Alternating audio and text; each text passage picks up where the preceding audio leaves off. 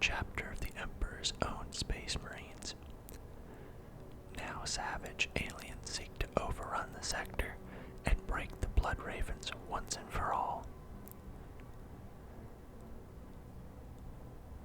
Okay, we got Davy and Thule and a handful of Space Marines leading the raw recruits defending these worlds. He has his heavy bolter and his fancy armor. Now another Space Marine joins the desperate fight, a newly promoted commander, which is gonna be us. Yep. And you will tip the balance toward victory, hopefully. And I named it, or that guy, Commander Khan, I think. Yep, Commander Khan. You are Khan, a Space Marine recently promoted to the rank of Force Commander. You have been sent to Calderas to help Captain Davy and Thule stave off a massive orc invasion. Such is your reputation, the chapter expects that you alone will be enough to tip the balance. Let's see if they're right about that. Going down our drop pods, we Blood Ravens select our initiates from this world's fierce warriors. So this is one of their recruiting worlds. It's the cradle and future of our chapter, and now the orcs would take it from us. This we cannot allow. So it's kind of like a arid, deserty world. And there's Captain Thule up there, like a boss, just destroying some orcs. With his heavy machine gun, heavy bolter. Scouts stay in cover, kill the orcs that are out in the open. They got their little trench system there, but the barbed wire is not slowing down the orcs. This is Captain Davian Thule. I said Captain Davian. Okay. You have dropped right into the combat zone. So, we just have to get north of here. I won't read all that. But, yeah, I was playing this co-op with a friend. And the way that works is you each control half the squads, which is pretty fun.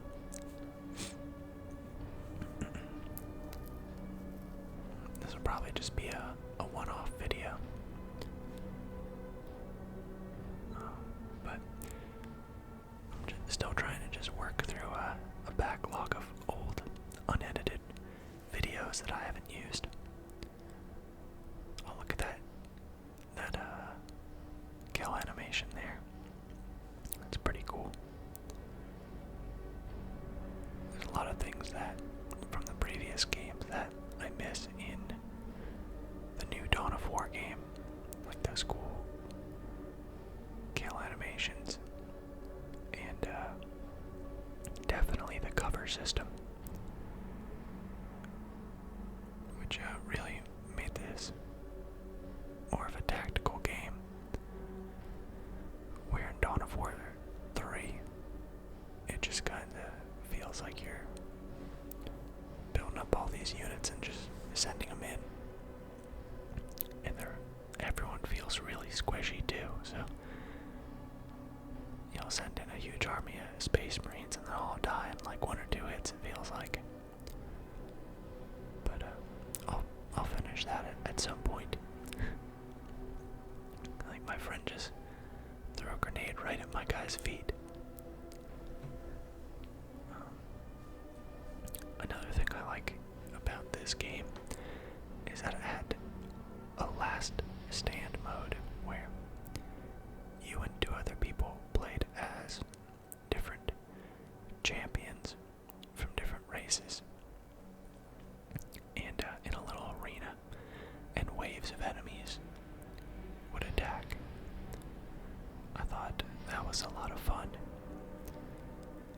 They had the Force Commander, who I'm playing as right now. I think you could call in a Dreadnought,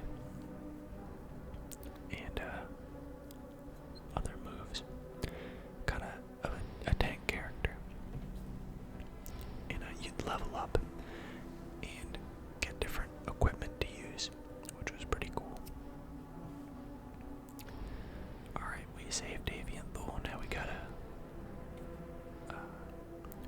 fight through the orcs and put a stop to this little invasion here. But who else was there in Last Stand? You can actually buy just the Last Stand by itself for pretty cheap, I believe. I think it goes on sale for a few dollars. But there's a Necron Lord, a Eldar, like Warlock or something, Farseer maybe. Lots of magic moves. There is an orc, like a mech boy, who has like a teleporter and heavy weapons. He's pretty fun. I really like his teleporter. There is a Tau in a big crisis battle suit. There is a Tyranid who spawns little more lesser Tyranid forms to fight for him. I think there's an Imperial Guard guy, and there is a Necron Lord, which I don't think I ever bought. But back in the day, I had a lot of fun with that. Okay, so the Greenskins are using this cave here. We have to seal that entrance. Good thing they stacked fuel and weapons right by the cave mouth. That's good for us. A well-placed grenade. And that mine tunnel collapsed. But the head orc escaped. Okay, so that's the end of this first mission. I think we played through a few here.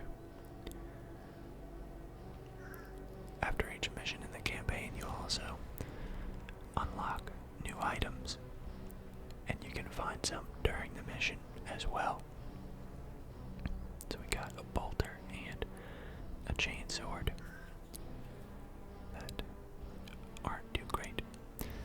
Welcome aboard Strike Cruiser Armageddon. Calderas is currently facing a massive orc invasion that threatens to spill over the entire sector. Urgent distress signals are coming from the nearby sectors, but we must concentrate our efforts here. I need you to take charge of an assault that's stalled. Drop to the point marked on the planet map and start pushing into the orc's flank. And I'll show you a bit of what it looks like to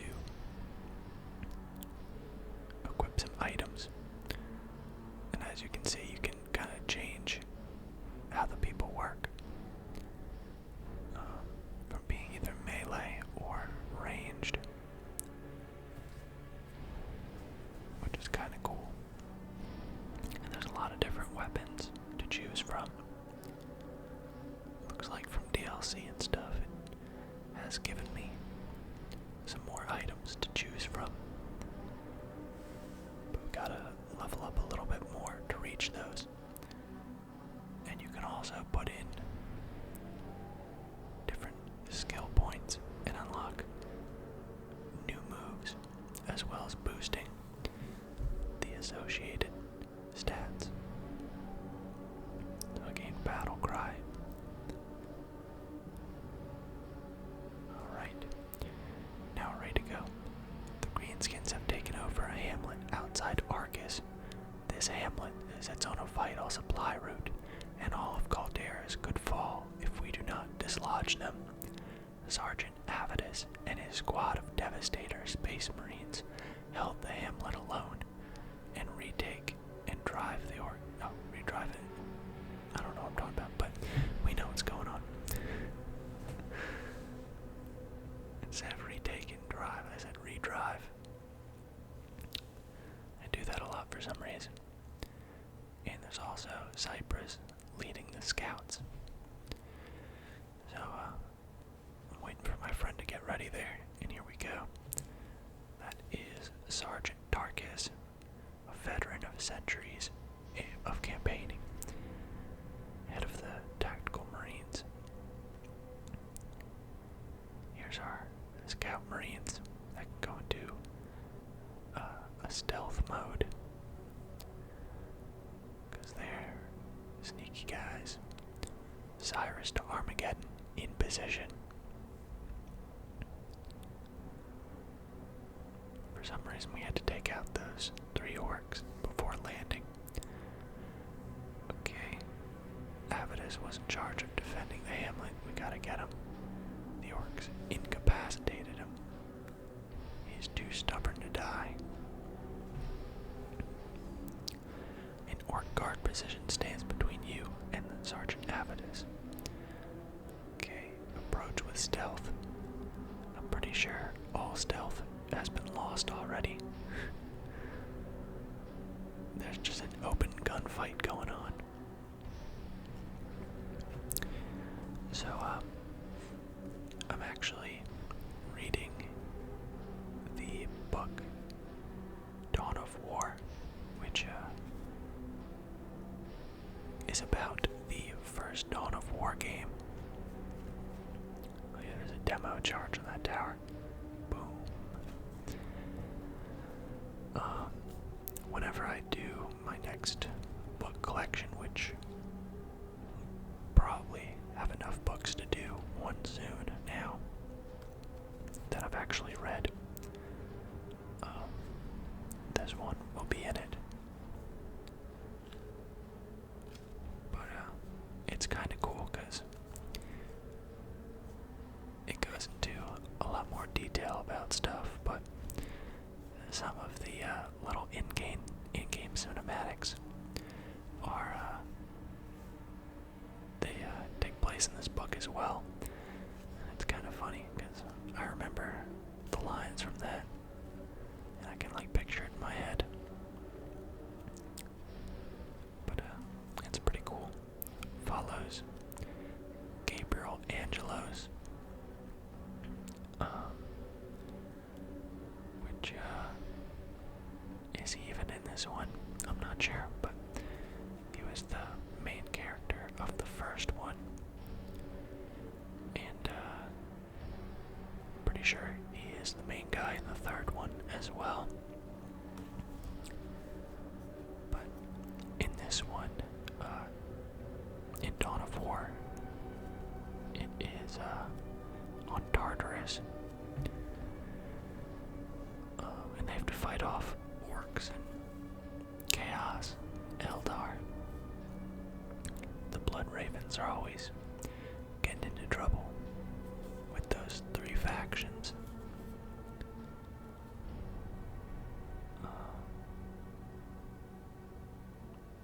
On the back of this book, it has a quote, like a quote from a review of the video game. It says, "Few modern RTS games can hold a candle to Dawn of War," from PC Gamer magazine. I don't know why they put that on the book, because it doesn't say anything about the quality of the book.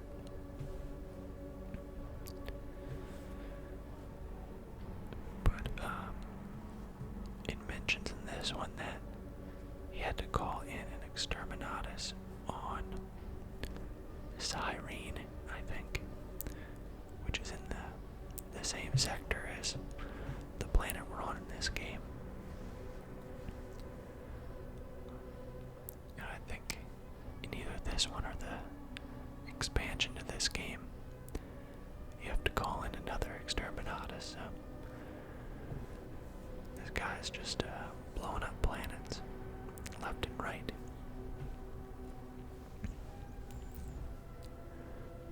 Okay, so we have to hold this little outpost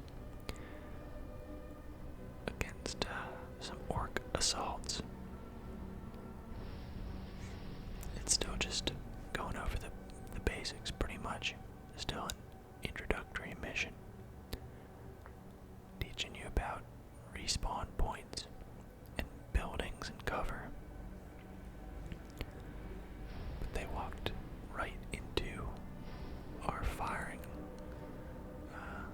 clouds of fire right here.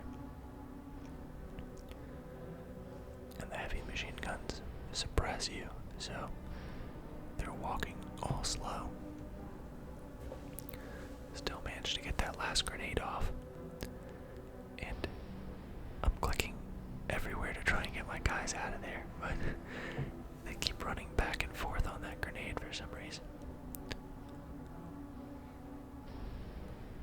They got kind of scared and confused. Have another wave down here that are out of range of our machine gun nest. Gotta fend those off. I don't know why we have to protect Argus Village. There's only like one building in the entire village, and the orcs have already been through it.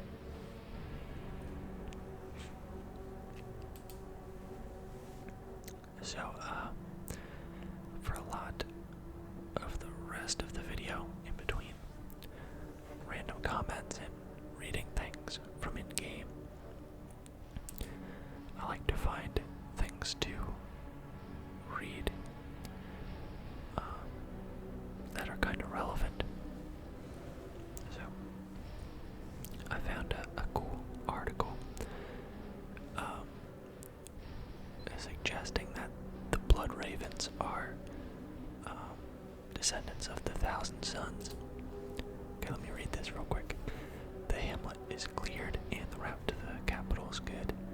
The Greenskins knew to strike where it was most vulnerable. Someone is agitating the orcs and pointing them at valuable targets. If we're going to win, we have to find out who that is. I'm just going to try and summarize. The orcs are struck another valuable target. Chieftain Gut-Wrencha is leading the assault. Take your guys and stop them. And be on the lookout for clues. Here we have Sergeant Avitus of the Devastator Squad. Oh, look at this guy. That's Gut-Wrencha.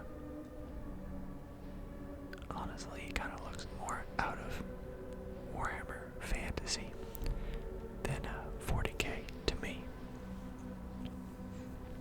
He looked kind of different than the normal 40k orcs.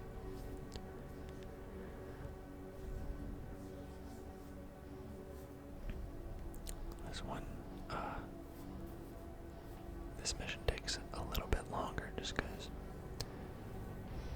we kind of go everywhere and defeat all the orcs. Even though the map doesn't look that big, it takes you a little bit to fight through everything. But now I'm going to read some of this. So, just some general information about the Blood Ravens are they have a lot of powerful librarians, and they're noted for their ability to predict enemy movements and fall on them with precise application of force required. So kind of like they can read their enemies and predict their plans and see the future maybe with their psychers. There's not that many of them left, and it seems they're kind of on the verge of extinction after they lost their chapter master and most of their space marines during the Aurelian Crusade. Somehow they don't know much about their own history, and they only have records that begin in the 37th millennium. So I guess they only know about going 3 centuries back, which in Warhammer 40k terms, that's a pretty short time. Let's see. So they don't know much. They don't know who their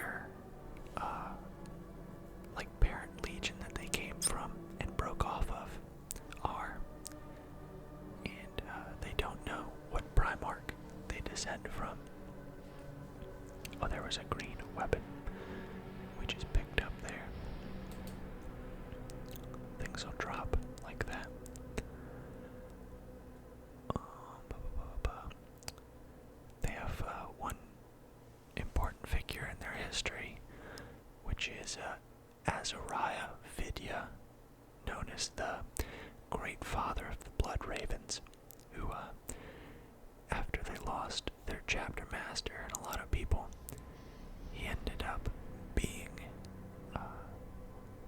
both their head chief librarian and the chapter master.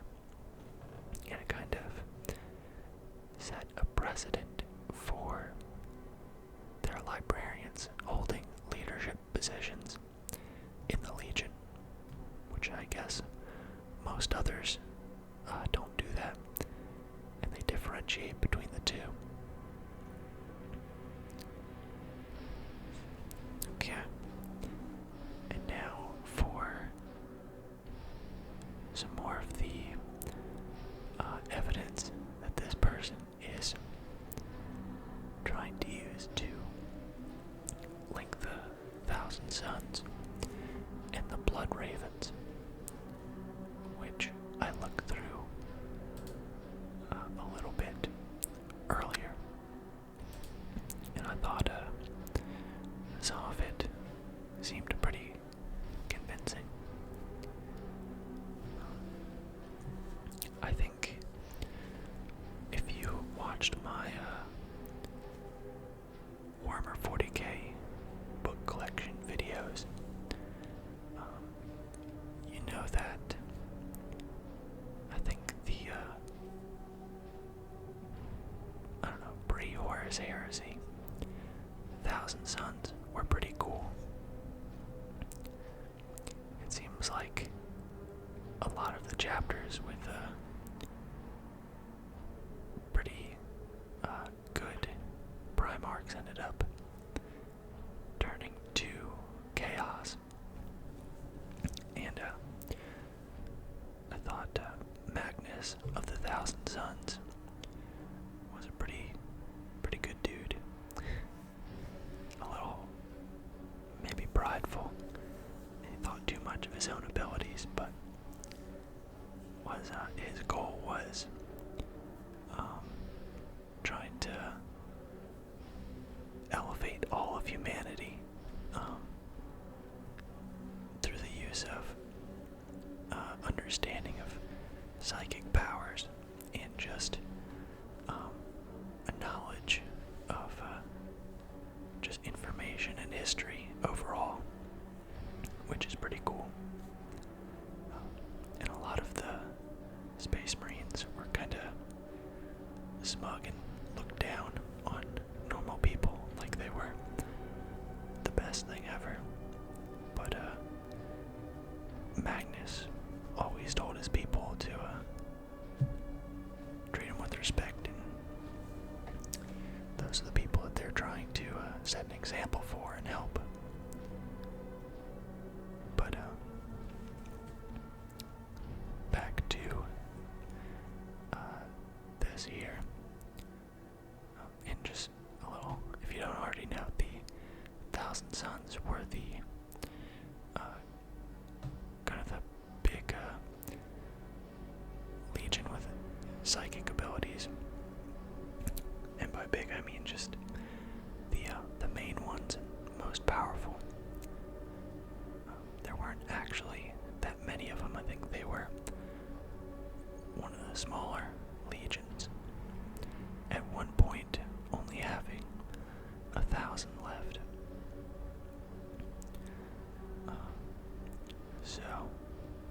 And that was kind of early on too.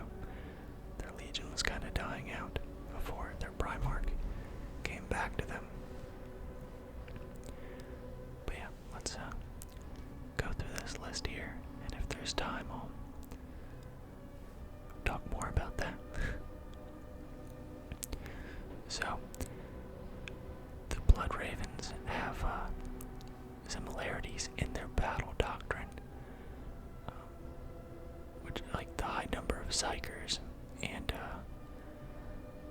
their, well, I guess it mentions that in a later, oh no, well, I'll mention it. Yeah, their high number of psychers, and their kind of like battle premonition, where they can read their opponents, was one of one of the main three branches in the Thousand Sons that they specialized in. And the pre-heresy heraldry of the Thousand Sons is similar to the heraldry of the Blood Ravens, specifically the Corvidae cult, which the Corvidae is the one that they are similar to, where they have precognition and can see the future, and can read battlefields and use it to their advantage. So, the Corvidae have the head of a black raven, and the Blood Ravens, their symbol is just the whole body of a raven. But that's a big coincidence, I guess, that the one that they are similar to is the one that their crest is similar to.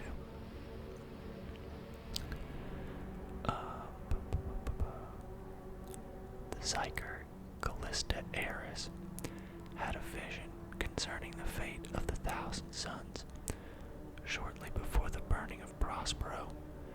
Among other things, she mentioned the ravens.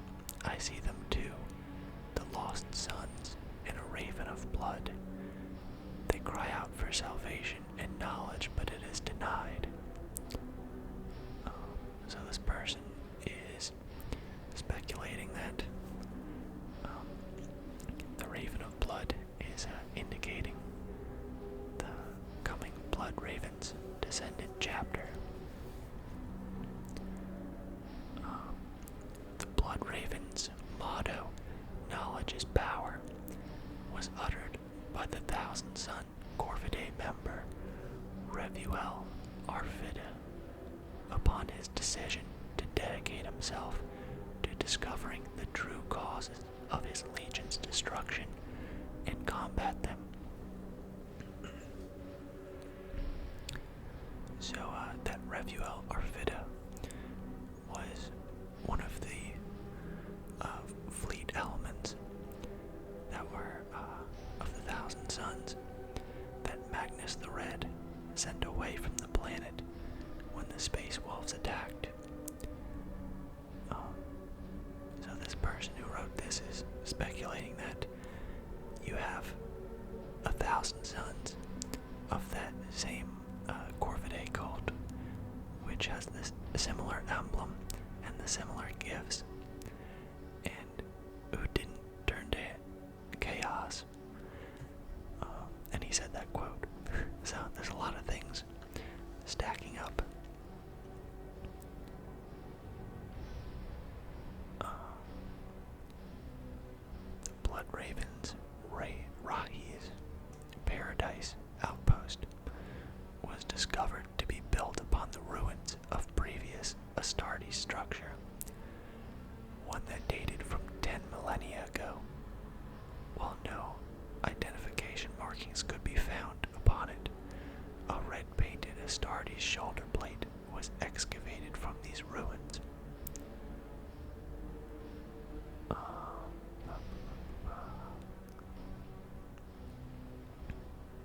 Let's see here. Oh yeah, they're speculating also because the Thousand Sons wore red armor, and so do the Blood Ravens, but other chapters do have red as well, but it's just another coincidence.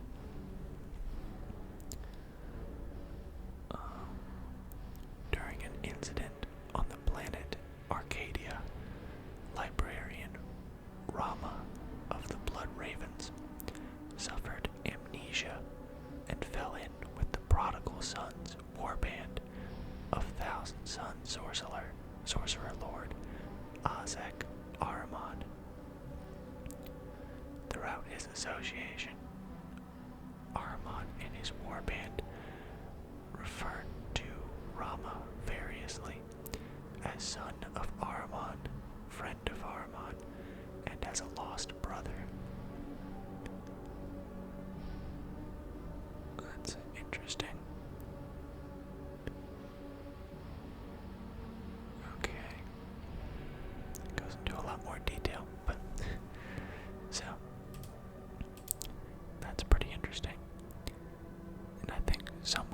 was it mentioned that famous blood raven Azaria Vidya had a name that was really close to the name of 1,000 Suns. I forget where that was, but I remember seeing it. But that's the gist of this article, which I thought was pretty cool. And it looks like I have time to talk about the 1,000 Suns more. So this mentioned that surviving non-chaos member of the 1,000 Suns was on a fleet that was sent away from from Prospero, the homeworld of the 1,000 Suns, before the battle with the Space Wolves. That was because Magnus knew that he kinda messed up and I don't know what's the word I'm looking for. He messed up pretty bad, and he screwed up some plans that the Emperor had going on. So the Emperor dispatched the Space Wolves to sanction them. But then Magnus had, I don't know, he had some kind of vision and knew that his legion would need to be destroyed, and that they couldn't bring down the Space Wolves as well, because the loyal Space Marines would need them to fight chaos and win. So he knew his legion would have to be destroyed in order for the loyal Space Marines to stop chaos. So he kinda stopped his Psychers from being able to detect the incoming Space Marines, and he had his defending fleet leave the system to leave them open to attack, and then he deactivated all the orbital platforms and defenses on the planet, and left himself open to attack. Because if he didn't do that, I don't think the Space Wolves would have even, they definitely wouldn't have won, and they possibly might not even have made it to land on the planet successfully. Because the 1,000 Suns had were just really good. And I think he lowers like the planetary shields too. That would prevent it from being bombarded. But then his like captains and stuff kind of take the defense into their own hands, and some of their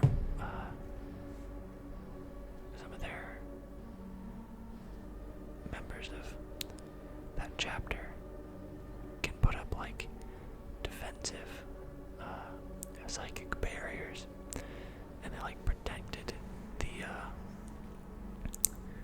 main city with like an impenetrable barrier that an orbital bombardment couldn't pierce, which was pretty cool. That was just a cool book, in my opinion. It started a little slow, but I thought it was really good.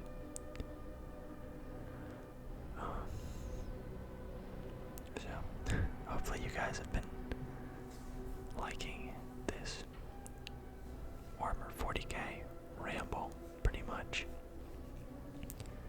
It's been kind of all over the place, but I like talking about it, so it's easy for me to do.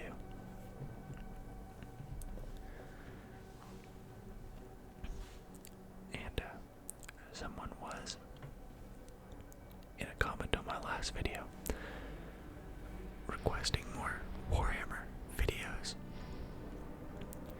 So, if he meant Warhammer 40k, then hopefully this is what they were looking for. If not, and he meant Warhammer Fantasy, then I'll probably do a Warhammer Total War video in the near future, because someone else asked for that explicitly. And here we have our first little boss battle against Gut Wrencha, that weird looking orc from before. And look, this little concrete barrier was stopping him. Couldn't figure out what to do with himself. So he has a few moves there. He has the grenade toss and a shockwave move that you'll see in a little bit. Oh yeah, also,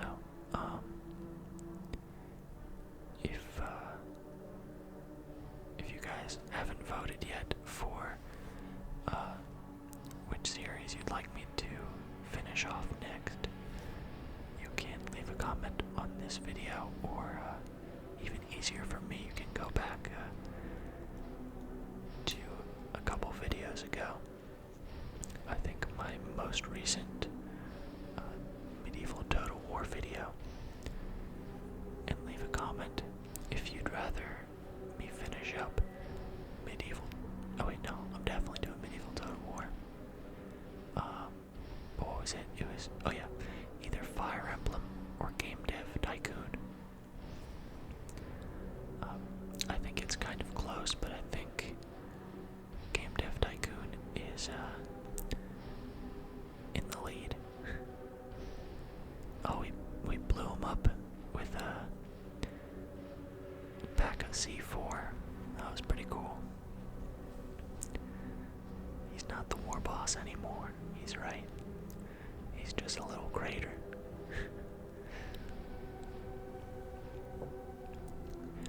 Alright, so we're nearing the end of the video. We'll just read this closing story stuff here.